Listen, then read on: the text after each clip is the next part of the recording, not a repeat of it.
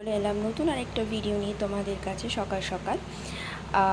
আজকে আমি সকালবেলায় ঘুগনি বানাবো, তাই তোমাদেরকে ভাবলাম একটু শেয়ার করি। তো মটরটা আমি কাল রাতেই ভিজিয়ে রেখেছিলাম। আজকে সকালবেলা দুটো সিটি দিয়ে নিয়েছি, মটরটা সেদ্ধ হয়ে গেছে। এবার আমি আস্তে আস্তে রান্নাটা করব। তো ঘুগনি সবাই করেছো আমি জানি, কিন্তু তাও আমি ভাবলাম আমি কিভাবে করি তোমাদেরকে একটু শেয়ার করে দেখাই। তো চলো দেখা যাক কেমন করছি। ঘুগনি বানাতে কী কী সবজি ইউজ করেছি দেখুন।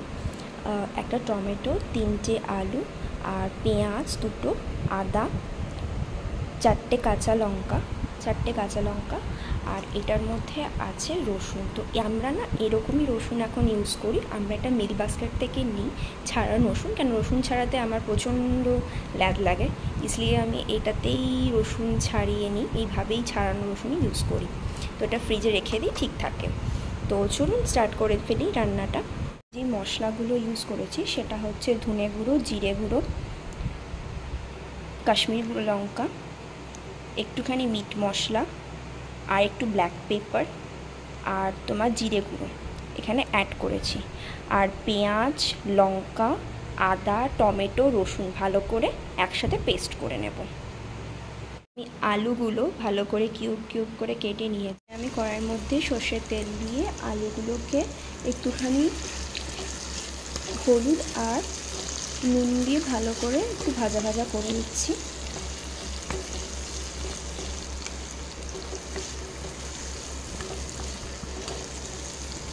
মশলাগুলো বেটে রেখেছিলাম সেগুলো দিয়ে দিয়েছি আলুগুলো আমার ভাজা হয়ে যাওয়ার পর।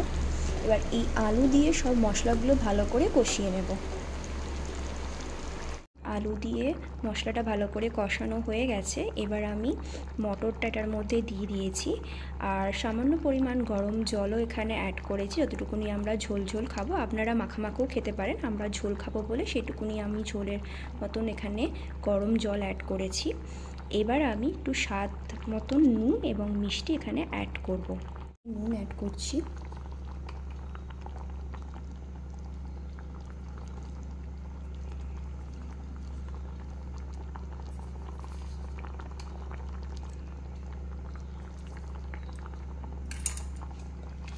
চিনি অ্যাড করব,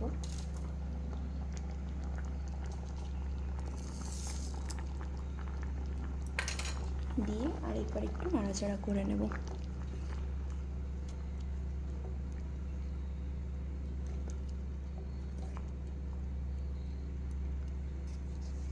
এবার আমি একদম গ্যাসের ফ্লেমটাকে একদম সিমে করে দিয়েছি। এবার আমি এটাকে একটু ঢাকা দিয়ে দেব, কিছুক্ষণের জন্য এটা হতে দিচ্ছি। হয়ে গেলে ঢাকনা খুলে দেখব রান্নাটা কেমন হয়েছে। একদম অফ করে দিয়েছি। এবার আমি ঢাকনাটা সরিয়ে দেখব আমার রান্নাটা কেমন হয়েছে। তো দেখুন একদম কমপ্লিট আমার মটর আলু দিয়ে ঘুগনিটা। খুব সুন্দর একটা কালার এসছে আর খুব সুন্দর একটা স্মেলও এসছে। আমি এটাতে না ব্ল্যাক পেপার মিশিয়ে দিয়েছিলাম আগে, তো এক্সট্রা করে আর কিছু মেশাবো না, শুধু আমি এটাকে একটুখানি তুলে নেব একটা বোলের মধ্যে। ঘুগনি একদম রেডি হয়ে গেছে।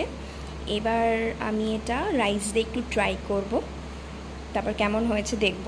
তো ঠিক আছে, চলো আবার দেখা হচ্ছে নেক্সট ভিডিওতে, আবার অন্য কোনো একটা ভিডিও নিয়ে। তো আপাতত এখন like, comment, share and subscribe my channel. আর এফবিতে প্লিজ ফলো এবং লাইক করতে ভুলবেন না। ঠিক আছে, চলো বাই, দেখা হচ্ছে আবার নেক্সট ভিডিওতে।